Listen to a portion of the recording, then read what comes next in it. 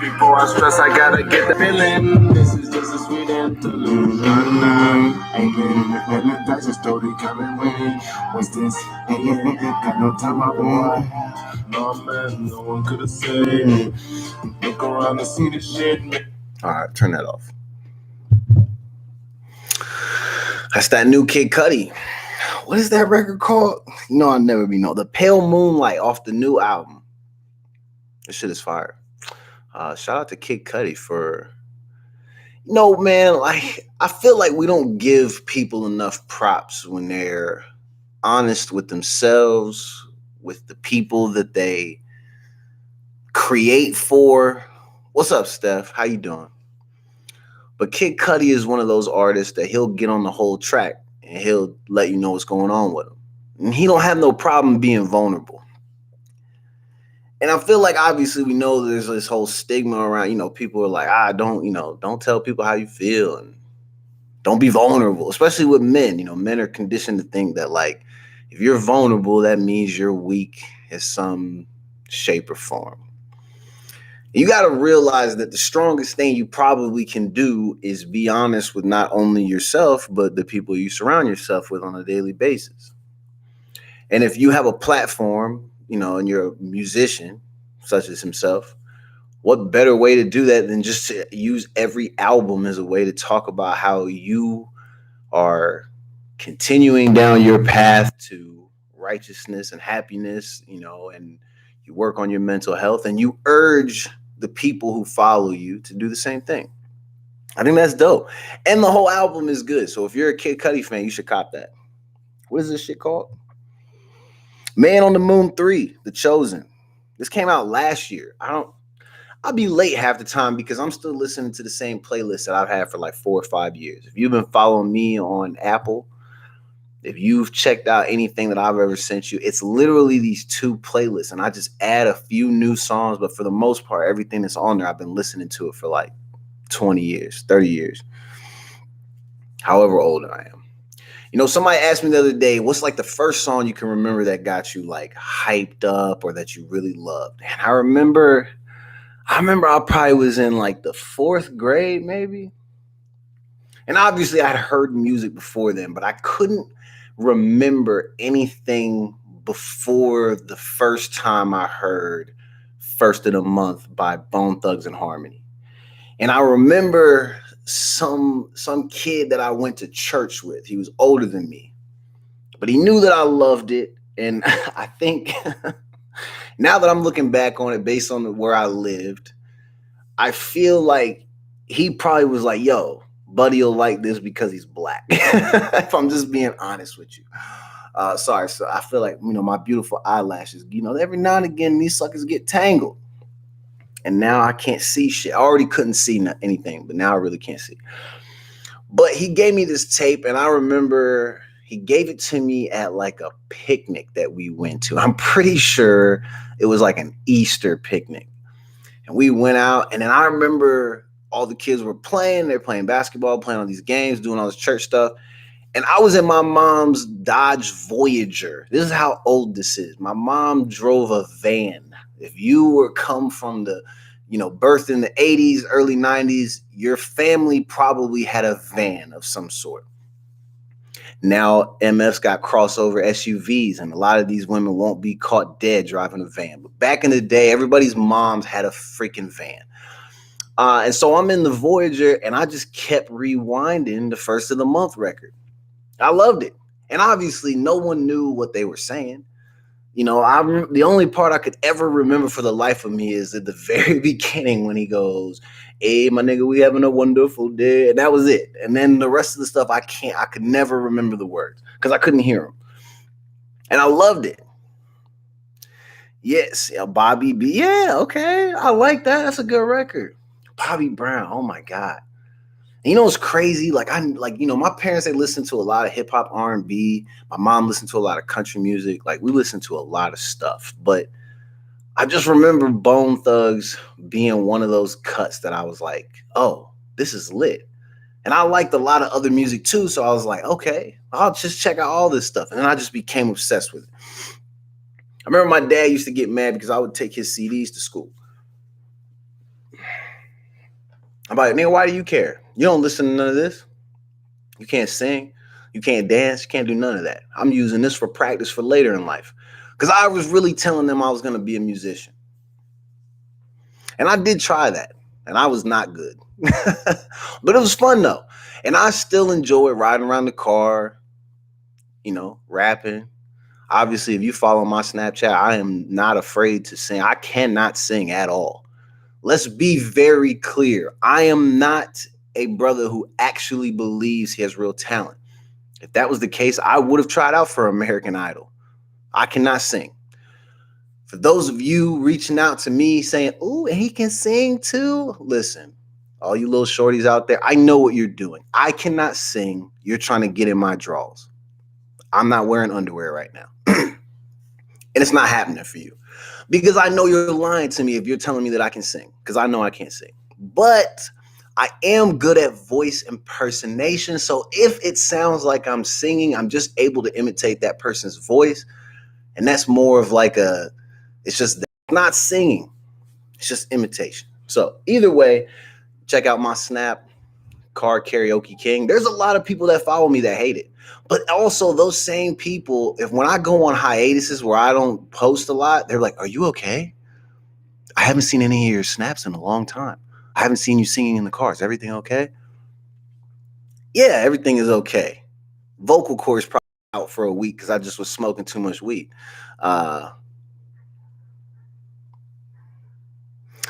Steph said, I'm sure my family was concerned when I added Brother Lynch to my playlist. Oh my gosh. You know, I really couldn't get into Brother Lynch. I don't know what it was. Maybe it was too much for me. And, you know, I don't know, man. I feel like I need to go back and give that a second chance because a lot of people speak very highly of Brother Lynch. I just couldn't do it. I got to give it another chance. Yeah, like I said, I cannot sing, but I appreciate it. All the love and support. I still want to make an R&B album at some point. I think it would be lit. And I used to tell people I kind of want it to be like Weird Al type-ish, but at the same time, I feel like that's a disrespect to music because I know I could actually go in and probably write some good songs. I just probably wouldn't be able to perform them well. But you get me on a hook, we spit some verses, that's going to be easy stuff. So I want to do that. And I feel like that needs to happen soon. Yeah, I'm always down. If anybody is wanting to work, I'm down to do all that stuff.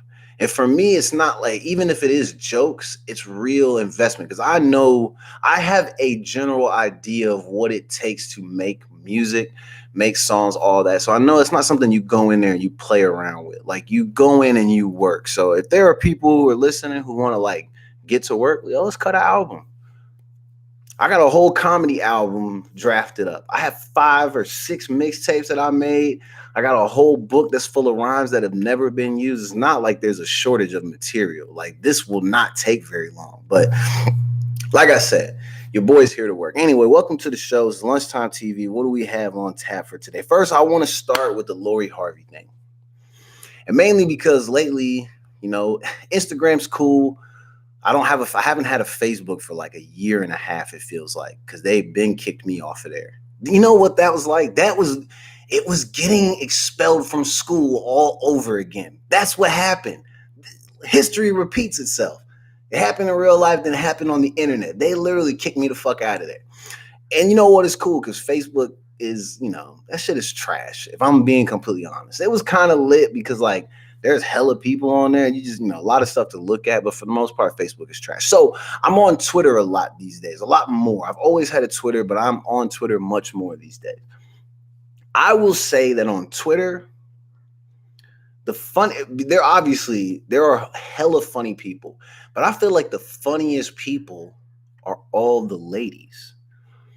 And a lot of it is when these types of subjects pop up.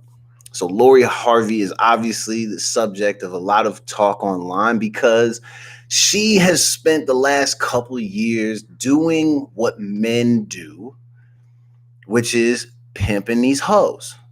And I know you're probably saying, oh my God, that sounds so vulgar and degrading. No. No. It's not degrading because when it's men and when men do it, niggas get celebrated. We try to send niggas to the Hall of Fame because of their ability to snag these Hollywood types of females and, do what you got to do. You're out in public being seen. You spending their money. You doing all these things. Y'all in Bentleys, going on vacations, all this. People are really upset with Lori because she pulled Michael B. Jordan. They've been hitting it off really well. They went on a Valentine's Day vacation. He bought her some stock and all of it. It's crazy. Like, everything's advancing. And people are like, oh my God, why are we celebrating her? And I know Boosie is on the schedule too. Because I heard what he said. So this is my only thing. Where he lost me was the very beginning when one of the first things he said was, I don't think we should give all the women the power.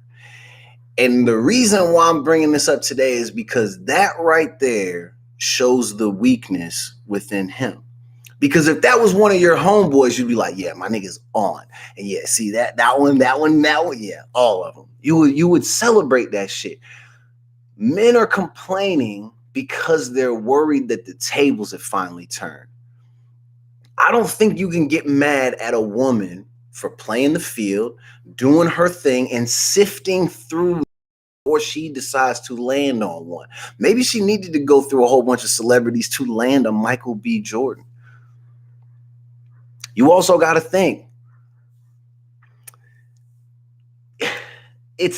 I want to say this to where I don't think it's offensive, but like, yeah, maybe you want a brand new model, but like, you're not necessarily going to just go buy a brand new car without any type of references. So like, the fact that she is wanted by many probably does make her a bit more of an attractive draw when it comes to some of these men. Michael B was probably like, yo, I'm one of the sexiest men alive. Why the F can I not get this girl?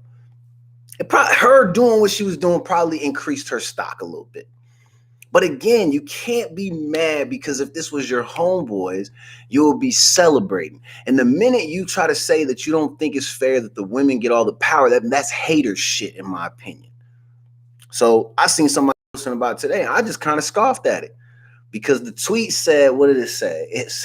Let me go back to it because I was dying laughing. And this is kind of what sparked this for me today. Let's see.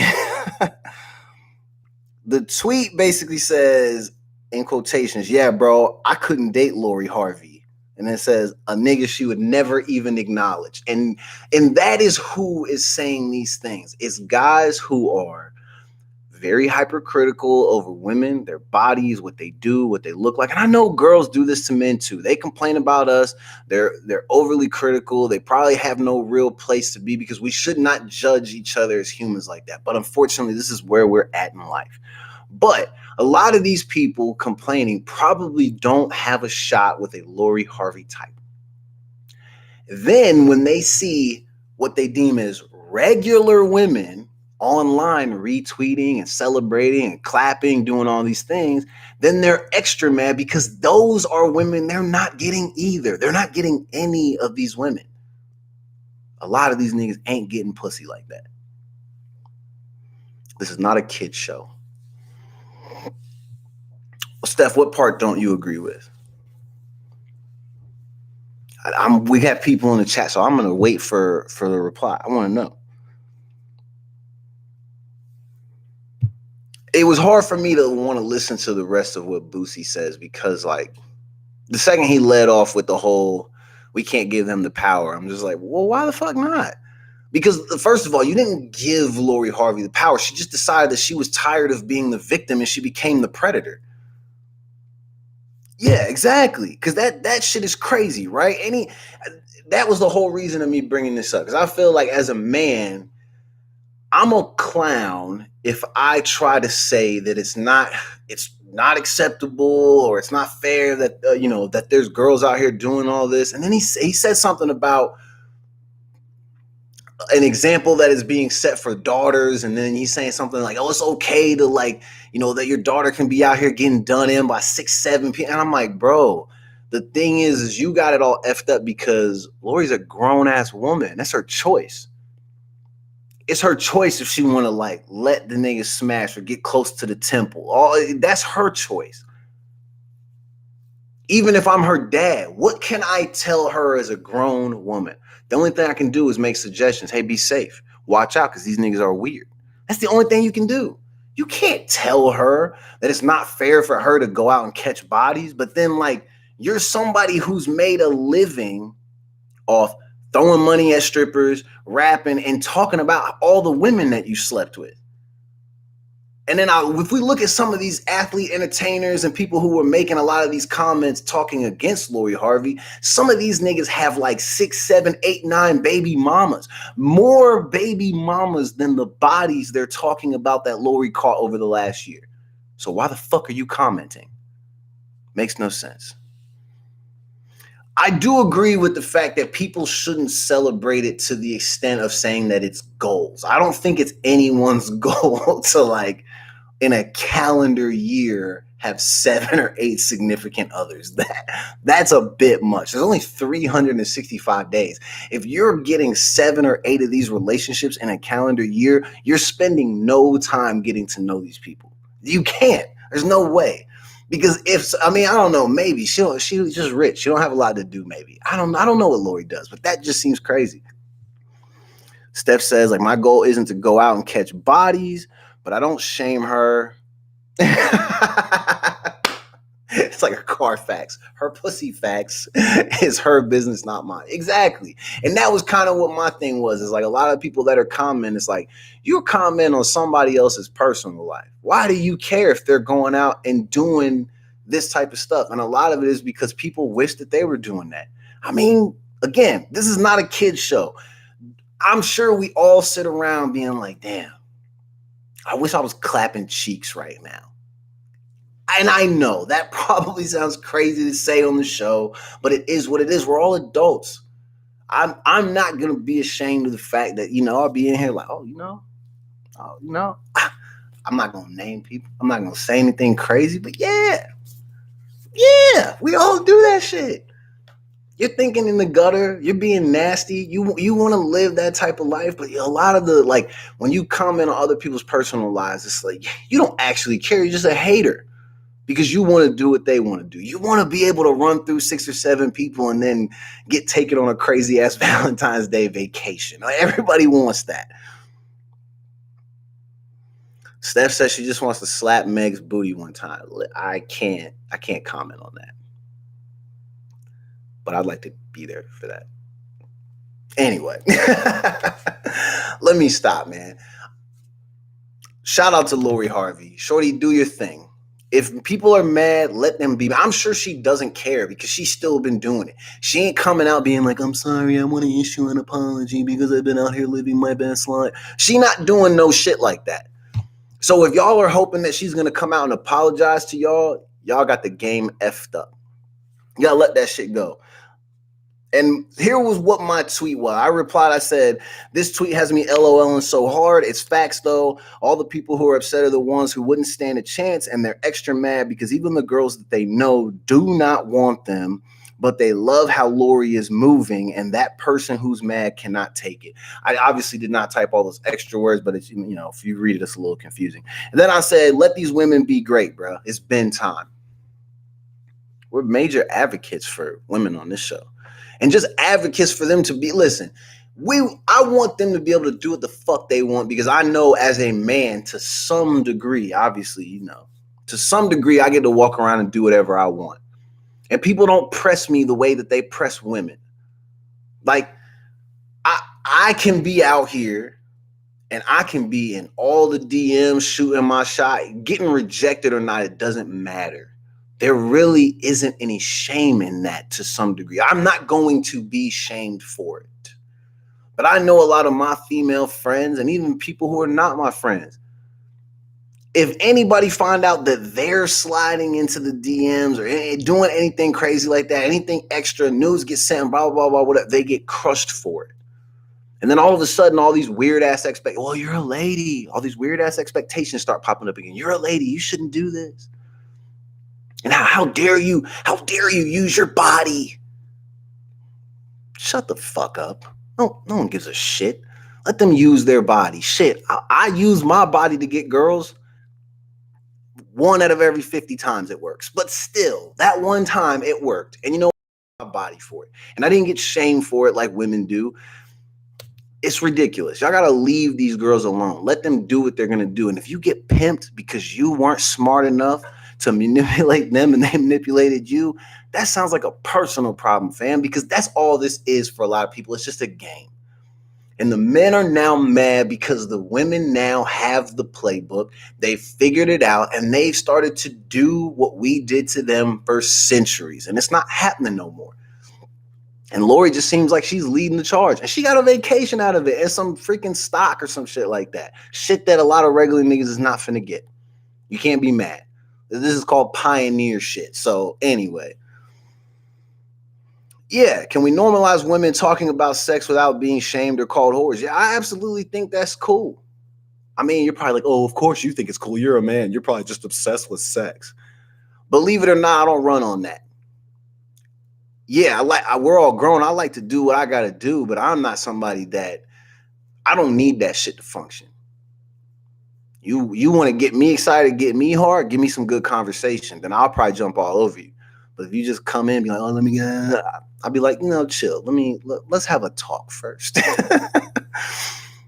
But yeah, they should be able to be comfortable without being shamed. Shit is crazy, man. We got to stop doing that. Why can't we all be comfortable having healthy adult conversations? We're all great. I don't understand, Steph. I don't know. I do not know. I feel like this is like, we have to have another show about this. This might be one of the times where you and Priscilla make your return and we just have a chat. I think we should talk about this. Why can't we? Ridiculous. All right. Shout out to Lori Harvey. Shout out to Steph. Steph will have a sex chat soon if you're unfamiliar with how all of it works. I'm giving out free Birds and the Bees chats. Also giving out condoms that I got for free from the clinic. Anyway, just kidding. Something that will make you completely grossed out and not want to have sex is the fact that Pizza Hut and KFC apparently, so this is what the thing said. The thing said, and the thing is the post. The post said, and I quote, Pizza Hut and KFC are bringing back the popcorn chicken pizza. Now, when I first saw it, I said, bringing back, that implies that this was once here. And this is the first time I've ever heard of this. Also, this is very disgusting. But at the same time, I'm kind of like, I do eat chicken on pizza. Maybe it's not that bad. But I'm also wondering, why does Pizza Hut and KFC have a pizza that has popcorn chicken on it? And do I need to schedule a doctor's appointment before I eat this pizza? Because I feel like this is going to make the cholesterol flare up. The diabetes is going to kick in. Everything's going to turn crazy.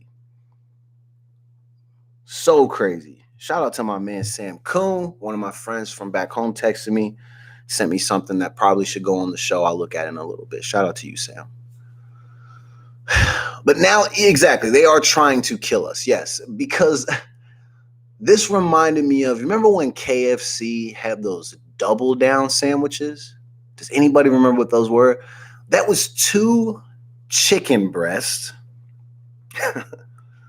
with like a piece of cheese and some other toppings between it. And they used the chicken breast as basically the bun. So they handed you something that was wrapped in whatever paper it was, and you just kind of rolled it down, and it was 2 big-ass pieces of chicken with whatever thing they had in the middle. And they called it a double-down sandwich. Two greasy-ass fried chicken breasts with cheese. Listen, I don't know, you over here inventing shit. Mac and cheese with biscuit crust, fam. Pull up. Is there a recipe for that? because that sounds fire. But I feel like if they start serving that at KFC, it's like you said, they're trying to kill us because you're serving that to people. I mean, listen, I don't mean disrespect, but I have to believe that if you frequent KFC like I once did, there's a part of you that maybe doesn't care about your health. And so here we have what? KFCs that are attached to Taco Bells, which I feel like that's low-key genius. But now they're maybe going to like, I don't know. I could see it now. A Pizza Hut and a KFC and a Taco Bell all combined. I feel like they have those in certain states, though. Now, I could be wrong about that if somebody wants to fact check me, but I swear that when you drive through certain states, they have the Pizza Hut, KFC, Taco Bell thing all in one. And that's just hard to think about. Like, this is the type of food that they want us to have, that they want us to have access to. And they make this food affordable, but they make the healthy stuff unaffordable. You ever think about that? Why do they do that?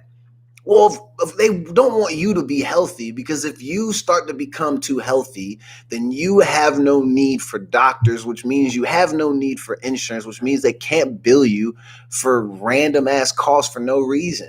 You hurt their pockets, basically. That's why a salad is $9 and you can get 13 cheeseburgers for that same price at McDonald's. Steph, listen, like 2 months ago, I literally was eating these L's like 3 times a week. And then I made an agreement with someone that after the national championship, that will be the last time. I haven't had it since then. So that's early January. And I drove by these L's today. And I almost pulled in there. And I was like, nope. Go ahead and pull out. Good, not great. Yeah, I had to come home and eat a salad because I like being able to run around and dunk. I like now when I get up off of furniture, my bones and shit don't be cracking. I don't make a lot of noises like I used to. I'm not like, ugh. You know, it's not hard for me to get up. And a lot of that is because I stayed off of the fried food. It's tough, man, because I love French fries. And I love pizza too. You know anything about me? I used to be the pizza king. This is why my progress as far as getting thin is very, very important, because I've always eaten like shit. I remember one day, this was probably about 10 years ago I did this. And y'all gonna be like, yo, this nigga's nasty, bro. But it's just what I can do. One day I ate 2 large pizzas by myself in one setting from Hungry Howie's. I couldn't believe it. They're large pizzas. No human should consume 2 of those at one time, one setting. It's just horrible, man. That's how I was eating. So Ezel's, give me the tenders. Let me get 2 rolls, extra fries, make them Cajun. Can't do it. Can't do it, man. It's bad for you. But again, it's like I'm saying, like they make these foods so accessible to you. And then to get a really good salad, which is just vegetables, man. It's just fucking vegetables. They're like, nah, you want this salad, you owe me $15. I know, Cajun, oh my God. And those pizzas I'm talking about, Steph, Cajun crust. Do you see why I ate them both? I couldn't resist. I'm telling you, you live close to any Zell's, it could be a problem for you. It could, like where I was living in Seattle, like just down the hill from where the spot was. I mean, it was a little bit of a trek, but you jump in the car, 2-3 minutes, and then bam, you're at Ezel's. On my route home, I'm like, yo, Ezel's and the cookie spot. You know, like, can't do that. But they make it to where it's easy. Now I'm on these salads, man. I got to get thin. If you see my IG post, it's the thinnest I've been since 2009. I actually have the abs coming in too. This is going to be crazy. When I get to the point where I'm just always shirtless, I won't know how to act. I don't know how to act now. And that's why I'm not an actor. I just do these shows. But still, I'm going to be too busy acting a damn fool once these apps fully come in. Oh, my God. And I'm getting a little bit of that Oh, let me stop, man. Because if I turn y'all on, there's no guarantees I can turn you off. I probably can. I just, a couple farts, maybe some terrible jokes, very insensitive. It'll be easy to turn you off of me very quickly. But anyway, try to eat healthy, man. Take care of yourself. Because like Steph said in the chat, they're trying to kill you. That's the only reason why Pizza Hut and KFC feel like it's important to bring back a pizza that has popcorn chicken on it. As if the pizza wasn't enough. You need to have popcorn chicken on top of this shit too. Crazy. All right, man. I seen a story because we kind of transition to sports now. Joe Buck and Troy Aikman. If you ever watch football on Sundays or if you watch baseball broadcasts, Joe Buck and Troy Aikman, they work for Fox. An article came out today, or like a story, where Joe had mentioned that from time to time, and it has been a long time since this has been done, but Joe had let the interviewer know, or reporter, whatever was happening, that him and Troy from time to time have drinks in the booth. I don't think they're faded, but, one little drink to take the edge off, blah, blah, blah. So look at the comments and people are like bashing them. Oh my God, you're terrible people. You're drunk doing the game. I love when people do that. Like one drink. Oh, you're drunk. My brother used to do that all the time. He didn't even drink alcohol until maybe about 3 years ago for like the first time in his life. So I feel like the way he envisioned drunk people is like it happens in an instant. Anytime he would see me, I'd be like, what are you doing? I'm like, I was just having a drink. Oh, are you drunk? I'm like, nigga, it's one drink. Maybe you're not familiar with how alcohol works, but me at 6'4", 250 pounds is not getting hammered drunk off one drink. Steph's been with me when I've had drinks. It takes me damn near a whole bottle of whiskey to get faded. That's why I don't drink, because for me, it's just a waste of money. I'm out here drinking $30, $40 worth of a bottle in a couple hours. Nah, Cudi, that's just too much. Rather just, blaze it up. But people are saying that, oh, Joe and Troy being irresponsible, they're drunk. Like, nah, fam. And then it got me to thinking, I know people now who work for companies to where in order to make sure morale is good and people don't have anxiety flare-ups and all that, they try to treat it more like home. Even when I was talking to Gabby today on the phone, which shout out to my sister, everybody is safe, their families, everybody's doing well, even though they have no power. My mom has power, though. She did have a pipe burst in the home, a little bit of flooding, but not as bad as what a lot of places in Texas look like. So shout out to my family. But anyway, aren't most of us drinking watching the game? Yes. So Joe is basically saying that in order just to take the edge off, they have some drinks. And like I said, it got me thinking about some people I know who, even in their jobs, like one of my former friends, she used to tell me all the time, at like 3 p.m., they just walk around with a cart that has alcohol on it. It's like new age shit.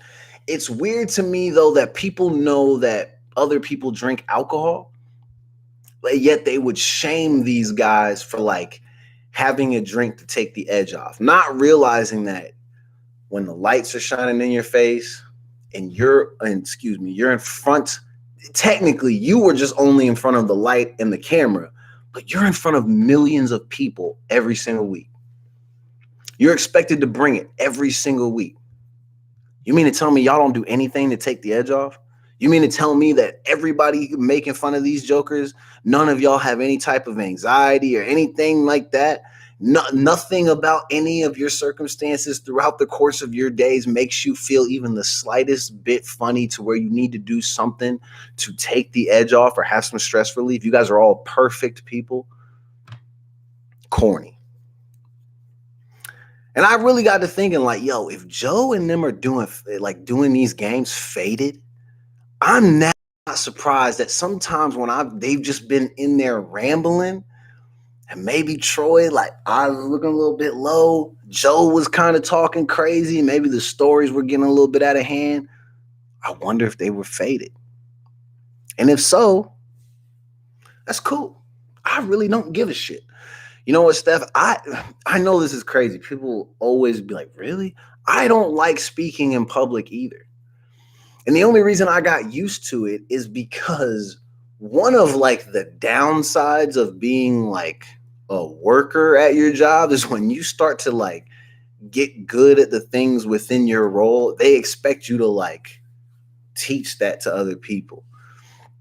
So based on jobs that I had, I just had to get comfortable with having to talk in front of a lot of people. It took me a while even just to get comfortable doing this. Like now when I turn this on, I don't be feeling no type of way. The first 60 plus shows that I did, I always felt nervous. Always. Because I was like, oh my God, there's not even nobody in here usually watching, couple people. But even still, it could be one person in here. I'll be like, and then you hit the live button and you just had to turn it on. But yeah, I smoke before I do this shit. I drink tea. That takes the edge off. What's the difference between the tea and one drink? Obviously, if they're back there pounding them, obviously I know the difference. I'm not an idiot. But there is really no significant difference between one drink in the course of 3 hours to kind of get you ready for your job versus you having a tea before you go on. There ain't no difference, bro. And again, it's like this new age thing. People are trying to make their places of employment feel a little bit more comfortable because it keeps morale up and it keeps people busy, active, and productive. And it doesn't make them feel like their whole lives are wasting away. Because you got to think, you spend hours and hours and hours at your job. To go home to sleep for 3 or 4, 5, 6 hours to then get your ass back up and go do the same shit all over again. The least that they could do, obviously outside of paying you, because they don't pay you enough. No job probably pays enough. They could at least give you a drink or not give a fuck if you have a drink. Be responsible, man. That's all it is. They should trust their judgment when they hire you that you're going to be responsible. Joe Buck and Troy Aikman have been working these games for what seems like 100 years. Don't nobody give a fuck about them having a drink during the show. Steph said, when I became a manager, I had to be in executive board meeting. Bro, I'm telling you, yo, I used to have to do that all the time. Like you're getting up in front of the highest of high people at your job and you're expected to speak. And like, you know, yes, this is exactly what we're going to do. This is what we're hoping for. This is, you know, and then they're like, oh, yeah. It's everybody staring at you, making you feel nervous. Like shit. I wish I could have had a drink before I went in front of a lot of these people and did all these things. I mean, damn. I can think of some of the spaces that I've been in where there have been hundreds of people in a room and I've just been up there just talking. Like, how do you do it? I'm like, I don't look at any of them. One of the perks of being taller than all y'all is I can just look right over your fucking head. So I don't ever look at y'all. I just look at the very back wall and I talk to the wall. It's like being in here by myself. It's easy. But not everybody can do that. So shout out to Joe Buck and Troy Aikman for keeping it real, man. Don't be ashamed of yourselves. You guys do a wonderful job. Every Sunday, then Joe's doing baseball. They get it done, man. I think shaming them for having a drink to like take the, stress away before they go do live shows. Ain't no shame in that, man. Your favorite musician right now is snorting cocaine off a stripper's booty and then is going to go cut an album. Your favorite actor is probably doing Vikes in their trailer right before they go give you the greatest scene of their lives that's going to help them win an Oscar. All these people are faded because in order for you to be here and function and actually be happy, you got to be on some shit, especially working some of these jobs. Y'all got to fall back. All right, real quick. I saw today that the NAACP is filing a lawsuit against Donnie and the Proud Boys and somebody else for the Capitol riots, all this. I'm not saying that they should just give up. I'm not saying that. But I'm wondering at this point, after all that we have seen and all that we knew even prior to a lot of these occurrences and incidents taking place over the last few years, is it even still worth it to try to pursue these people when you know the people that are going to have to hear your case are going to protect them because those are their people? Does it make sense to keep doing this? And yes, maybe because you want to keep applying pressure, excuse me. You want to keep your foot on the gas and you want to make sure that we're going to, one day we'll get a conviction. But like, come on, man. Come on. When do you start to realize, bro, he's a rich old white dude. He's not going to do time behind this shit. And it's annoying. Because maybe, and listen, we're not here to get into, I know a lot of people don't think that he did anything, da-da-da-da-da. It is very clear what went on. We saw what happened.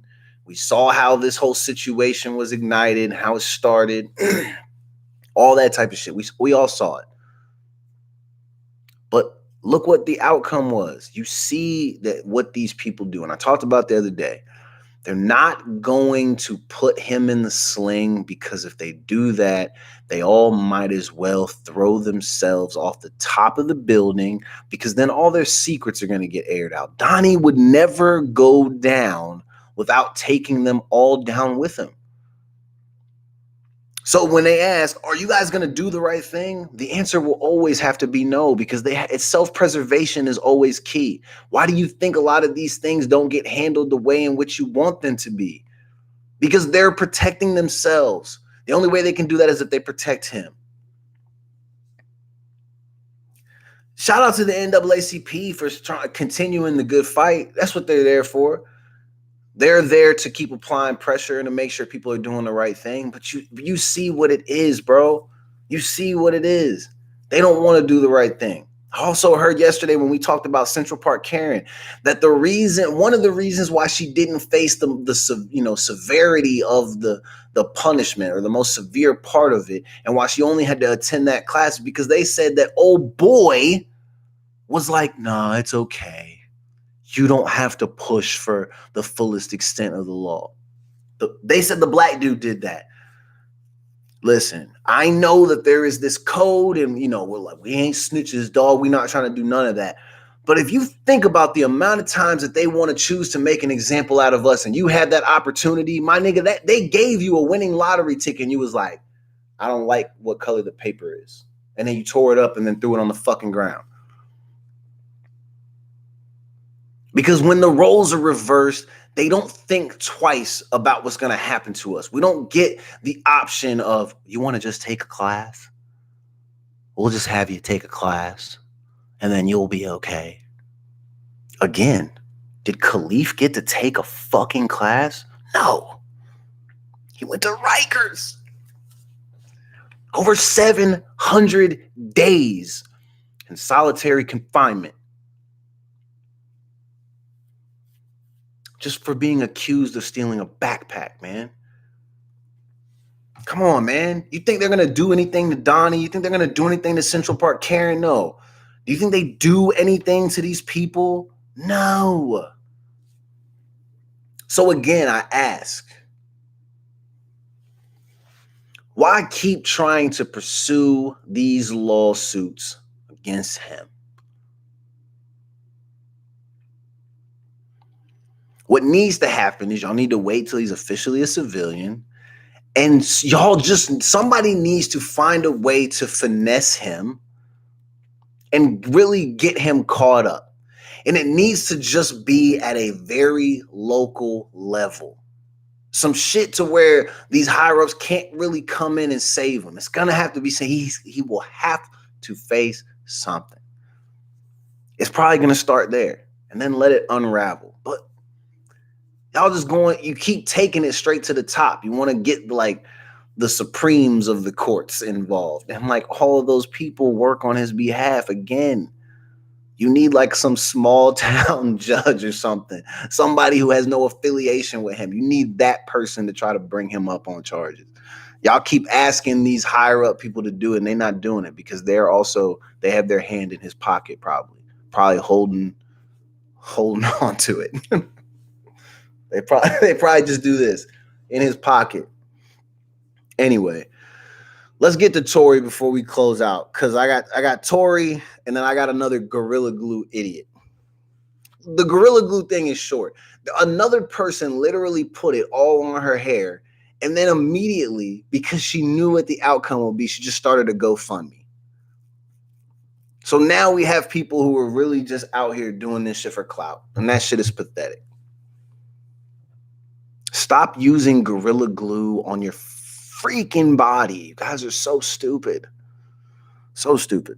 Tory Lanez paid $30,000. I think it was around last year, early last year, maybe the year before that, to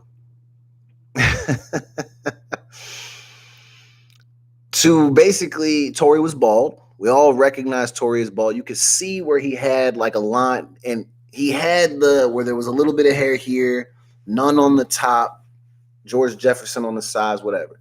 Tory decided, he's like, look, I got money now. I need my hair back. And there's a whole interview where him and Charlamagne on the Breakfast Club, they talk about why he did this. Tory has his reasons, whatever. He paid $30K for it. Obviously, the situations that he's been involved in over the last year, I feel like those situations have probably stressed out that $30,000 hair replacement that he paid for. Tory is recently caught on camera playing basketball with friends, enjoying the freedom while he has it. And let's just say, very spotty. Like it looked really bad. It did not look 30,000 worth. I can at least say for like LeBron, I'm sure LeBron probably paid about $30K for his. His starts to fray during the games. You can kind of see it, but it just looks nappy. Still looks put together. Tory's looked. You ever seen when like a lawn is really dried out in the summer? And then some of it looks like grass, some of it looks dead, and some of it looks like weeds. That's what the top of Tory's head looked like. A horribly cut lawn, basically. And he pulled up to the court with his ceiling missing. And on the back, you can see where the doctor, like where his actual kind of like hair kind of grows in on its own, and where the thing was attached on the back, it was starting to like come up on the back. So, of course, the internet wastes no time. As soon as we saw those pictures, everybody's in kill mode.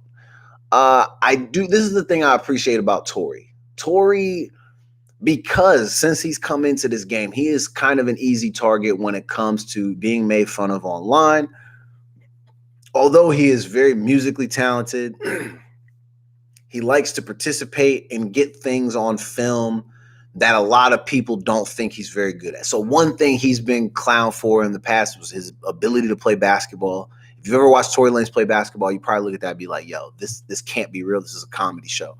The hair thing, I mean, even when he was having a beef with Joyner Lucas, like Joyner fully attacked the whole hair thing in a lot of his rhymes, because this was something that Tory made it very clear that he was trying to do. He's trying to get hair plugs. Are they hair plugs? I don't know. And it was what he had on. Was that a wig? See, these are the things I don't know. I need to have these questions answered, because I couldn't tell if it was a wig.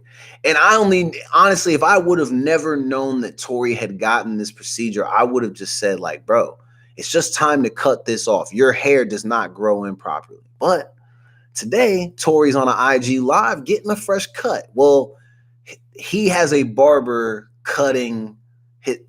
lining up his hair replacement. So I can't really say that he got a cut. His hair piece got a cut, and then his body was just attached. But Tory was just smiling. And I'm like, yo, it's good that you can take jokes, man, because for the last 24 hours, you have been the object of ridicule. And I don't want to say it's for good reason, because this is tough, man. A lot of men lose their hair. But like being bald, I don't think is a bad option. And it looks better than you spending $30,000 on a hair replacement surgery and then having that shit fray out when you're playing pickup basketball. That Beijing Oriental black. Oh my God. You know what's crazy? I don't know if Hernan watches this show. Shout out to Hernan. Hernan is one of my old barbers. But Hernan used to try to like put that shit on my hair. And I'll be like, bro, what is you doing, bro? Don't have me out here looking crazy. That's the only thing. I will say I got a couple of little spots that's not really coming through all that great, but it's okay because once my shit go out, oh yes, please believe. When I go bald, it's over. I will have never looked so good. I'm just gonna keep it at that. Right now, I'm just toying with y'all. But when I go bald, nigga, and I have this beard, and when the beard comes in gray, it's over. Hide your wife. No, never mind. No, but for real, I welcome, the opportunity. Wrong with that. I have a lot of friends who are bald. And honestly, it's hard to tell which of them is by choice and which of them is just an unfortunate accident. But either way, I'm going to ride out the fact that the Puerto Rican part of me provides me with this luscious, beautiful, it's gorgeous, and it curls and it does all these things. I'm going to assume that part of me has helped me maintain good hair. And I'm thankful that I'm not, Tory's way younger than me. I think he's like 27, 28. And he's already had to have a hair replacement. I'm 34, man. And I've just been blessed. This is just luck. It ain't with a few. There's some things for sure. I don't have the world's greatest lineup.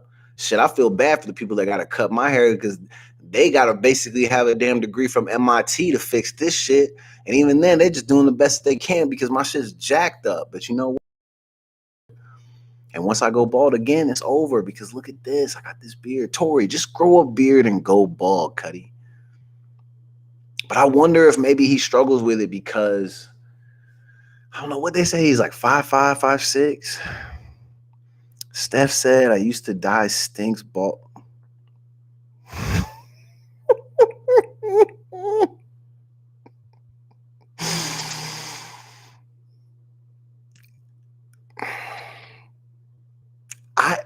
I feel bad for laughing because I look like this. Is he really 5'3"? He's really 5. Joyner does say that on the record. He said 5'3", you ain't nobody dangerous. Oh my God, that part was crazy. He said maybe that weed you was smoking. What does he say? Oh my God, I gotta remember it. Joyner was killing him. And you know what? In honor of Tory, I gotta play it because it just, when he talked about his hairline replacement, it's a song I listen to with regularly. And I just love it, man.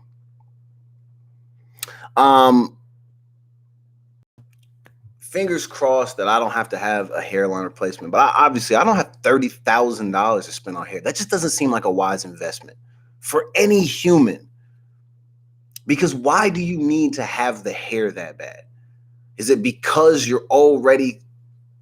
I'm not saying he's at a disadvantage, but I'm wondering if he thinks that he's at some sort of disadvantage because he's a little bit smaller.